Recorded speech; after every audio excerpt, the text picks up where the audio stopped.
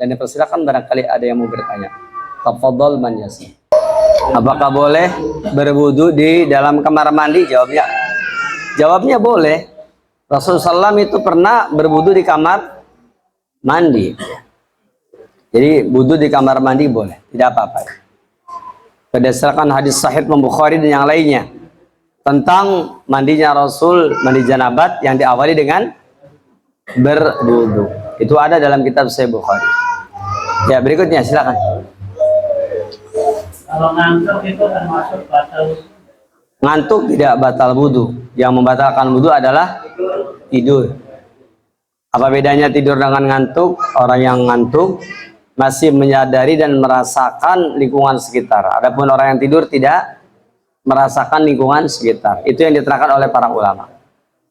Begitu.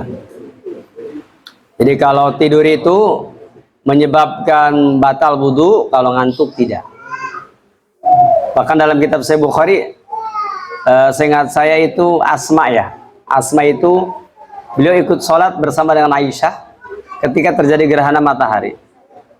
Kemudian setelah itu dia pingsan, sedikit pingsan, dikasih air, bangun lagi, sholat lagi dengan tanpa berwudu. Itu menunjukkan bahwasanya igma'un khafif layan kudul wudu. Bahwasanya pingsan sedikit itu tidak membatalkan wudu, tetapi igma'nya al-igma' tsaqil itu membatalkan wudu. Sama dengan an-naumul khafif namanya as-sinnah. Tidur ringan namanya ngantuk, itu layan kudul wudu, tidak membatalkan wudu. Tapi an-naumul tsaqil, tidur yang berat, yang kudul wudu. Yang membedakannya adalah tadi, kalau tidur yang berat dia tidak bisa merasakan lingkungan sekitar. Kalau tidur yang ringan alias ngantuk masih bisa merasakan lingkungan sekitar. Demikian barangkali. Wallahu a'lam. Kalau itu wudunya sengaja gimana? Mungkin yang lebih tepat adalah yakni jenazah dicuci anggota wudunya, ya, dicuci bagian anggota wudunya. Ya, dari mulai kaifiat sebagaimana dalam kaifiat berwudu seperti itu. Dan itu disebutnya mencuci anggota wudu, atau orang suka nyebutnya mewudukan. Ya, tapi sebenarnya nggak persis. Karena giliran berkumur kan tidak ada berkumurnya. Yang ada cuma apa? Ya cuma dibasahi kain, kemudian dimasukkan kepada mulutnya, ke lidahnya. Setelah itu kemudian dilepaskan lagi begitu. Jadi di sana tidak persis wudu sebenarnya. Makanya yang lebih tepat ya dicucinya anggota-anggota wudu, tapi dengan kaifiat dengan cara seperti yang berwudu ya. Demikian wallahu a'lam.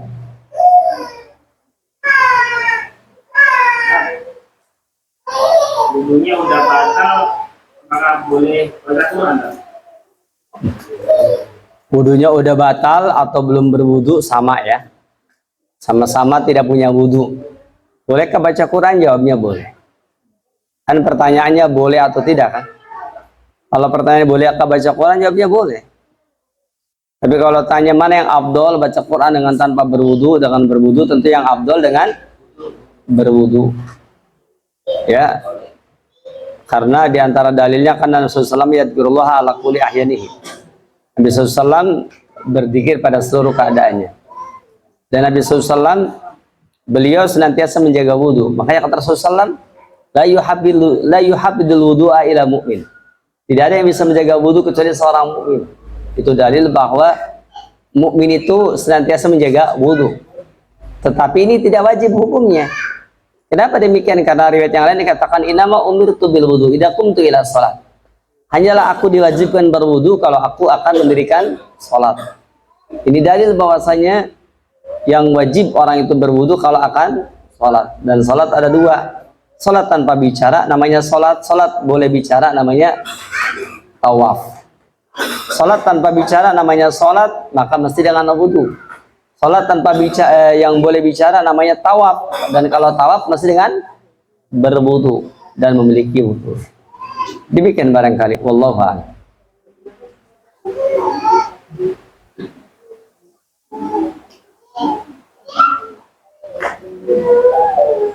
Kalau tangan Yang Korea itu Pak, dibilang sama.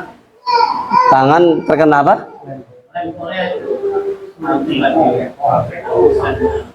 Lem Korea tenawan.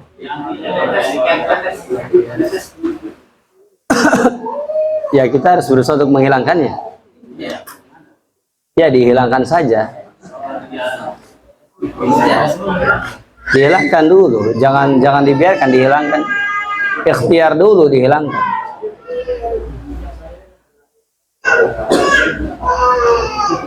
Ya, dihilangkan dulu, dicari solusinya. Kenapa bisa begitu memakai lem sampai seperti itu? Kita ini kan manusia, makhluk yang berakal. Kata para ulama, ad-darar yuzal, kesulitan itu mesti dihilangkan. Begitu caranya dihilangkan. Kalau dia enggak hilang, ya setelah kita ikhtiar, ya yaitu sesuai dengan firman Allah yang mulia, fattaqullaha mastata'tum, kamu bertakwa semampu kamu. Kalau memang betul ya, tapi kayaknya enggak begitu. Demikian barangkali, wallahu a'lam.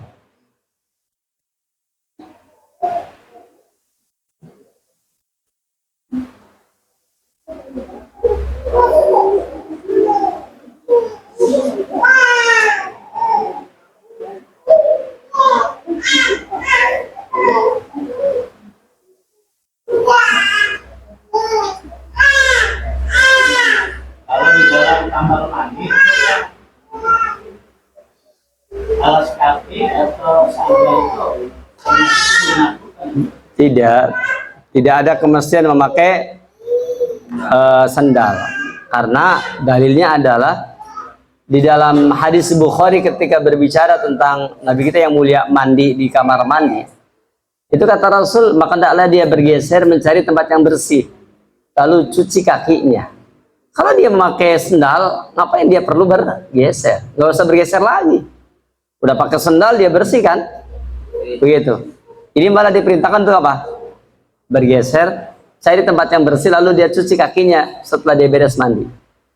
Itu dalil bahwasanya dia tidak memakai apa? Tidak memakai alas kaki. Jadi tidak ada keharusan di dalam kamar mandi pakai alas kaki.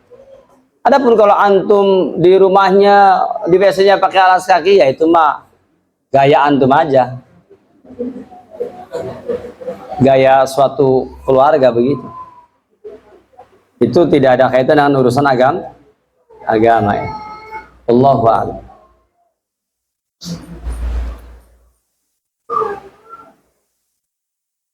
kalau kuku itu agak panjang, kadang-kadang ada ininya. Penghalangnya itu gimana? Ya tinggal dibersihkan aja kan kalau orang berwudu itu kan dibersihkan dulu. Ya. Kalau orang mau berwudu itu pasti apa dulu? Dibersihkan dulu. Caranya bagaimana? Ya caranya dibersihkan lalu kemudian berwudu. Begitu.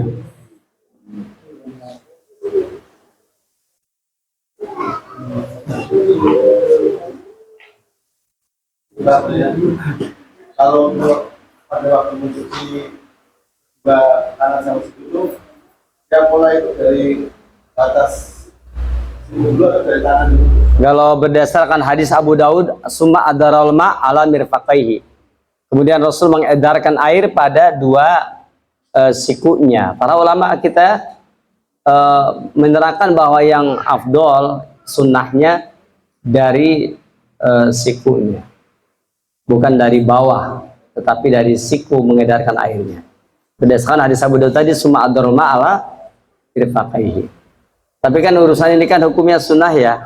Jadi tentu saja kalaupun orang itu ternyata tidak bisa dari sikunya bolak-baliknya pabulit itu kan, ya sudah tidak apa-apa kalaupun dari bawah. Itu sifatnya afdholiyah. Kalau berdasarkan dalil summa adarul ma'ala mirfaqaihi, dalam riwayat Abu Daud tersebut itu dalil bahwa mengedarkan air itu dari ya dua sikunya, bukan dari bawah ya. Demikian barangkali. Wallahu a'lam. Kalau untuk sambil mencampur itu Duduk sambil mendengkur ya tergantung, kalau dia tidur ya batal, kalau dia nggak tidur ya nggak batal. Kalau taunya tidur atau bukan, kembalikan kepada orang tersebut. Apakah dia merasakan lingkungan sekitar apa tidak? Kalau merasakan berarti belum tidur dia, baru ngantuk. Kalau dia ternyata tidak merasakan lingkungan sekitar berarti dia tidur. Seperti kisah Abu Ubaid Al-Qasim bin Salam yang pernah saya ceritakan.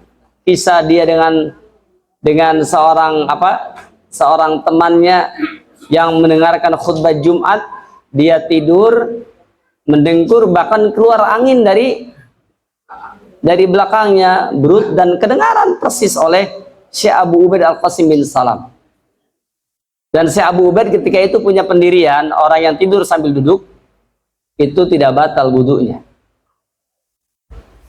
Tidak batal. Tidur sambil duduk itu tidak batal. Tidur sambil berbaring baru batal. Itu pendapat Syekh Abu Ubaid Al-Qasim bin Salam. Tapi kali ini bukan persoalan tidurnya. Persoalannya itu loh, suaramu itu. Ya, paktiutnya itu loh. Itu yang jadi masalah. Makanya ketika temannya terbangun, dia bilang apa? Suruh berwudu. Kata dia, aku tidak berwudu karena aku tidur sambil duduk. Jadi yang tidur ini ngebahasnya saya tidur sambil duduk tidak batal, dan memang sama dengan pendapatnya Syekh Abu Ubaid Al-Qasim bin Salam. Tapi Syekh Abu Ubaid kan tahu bahwa ini orang memang betul-betul kentut, aku dengar sendiri, kata dia. Tapi orang ini ngotot. Dia bilang, mungkin bukan kentut saya, tapi kentutmu ya Syekh, kata dia. Kalau saya yang disalahkannya. Jadi kata Islam, kalau kita dialog dengan orang yang bodoh, ya kalah terus ya kawan. Karena orang bodoh itu nggak ngerti ilmu. Makanya Imam Syafi'i kan pernah mengatakan apa? Ya, aku bisa mengalahkan banyak orang yang cerdik, tapi kalau dengan orang bodoh aku selalu kalah. Dan dalam bodoh mah lain lawan kenen, tapi antep kenen ya tadi.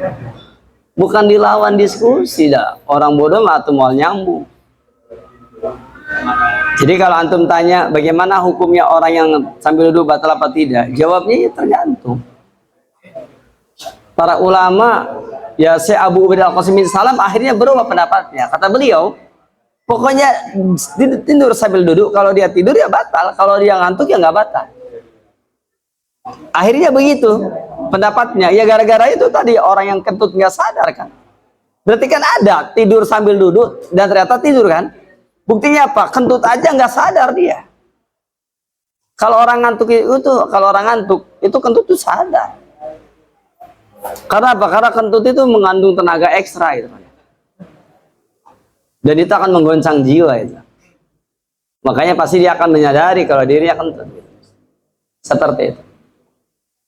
Ya, karena kentut itu pengalaman batin.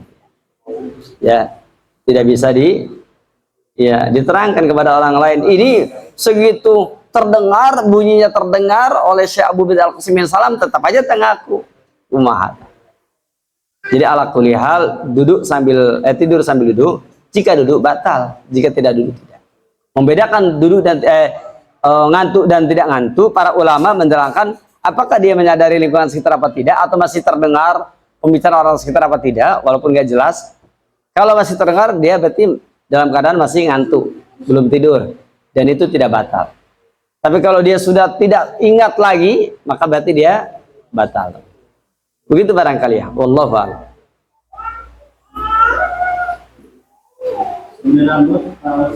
Ya. Semir tidak. Jangankan semir, kopiah aja enggak. Lebih tebal mana semir dengan kopiah? Ya. Orang memakai udang-udang itu kan diusap begitu kan. Jadi yang namanya kepala ini ada beberapa model, kepala yang botak, kepala yang berambut, kepala yang rambutnya bersemir, kepala yang berkopiah, kepala yang berimamah. Ya, kalau wanita kepala yang berkerudung, maka bermacam-macam.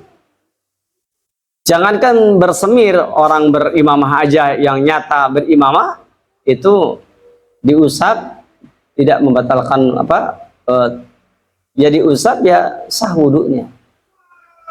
Mengusapnya pada imamah, pada pada ini ya, itu sah wudunya. mengusap imamah. Kalau imamahnya mengikat ke apa namanya ini, ke telinganya, cukup diusap, telinganya nggak usah diusap karena sudah terusap semua. Begitu. Jadi rambut semir diusap sah tidak sah. Rambut tak bersemir ya sah. Ya, kepala botak sah.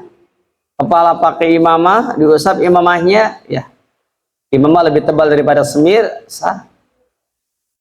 Dan seterusnya. Bahkan dalam kitab Sahih Bukhari ada dijelaskan Nabi kita yang mulia kalau memakai imamah disembulkan sebagian ininya lalu diusap depannya dan disempurnakan yang lainnya. Intinya mengusap kepala tidak berambut, rambutnya bersemir atau tidak bersemir, berimamah, berkerudung, berkopiah, nggak ada masalah. Tinggal diusap. Begitu. Yang menyembul dari rambutnya diusaplah, yang menutupi dari penutup kepalanya maka diusaplah, seperti itu. Telinganya tampak maka diusaplah, telinganya tak tampak maka tidak perlu diusap. Dan seterusnya. Wallahu a'lam. Baik jemaah sekalian, saya kira cukup insyaallah taala, semoga bermanfaat, semoga berfaedah. Kita akhiri di sini. Subhanaka Allahumma hamdik asyhadu alla ilaha illa anta astaghfiruka wa atubu ilaik. Assalamualaikum warahmatullahi wabarakatuh.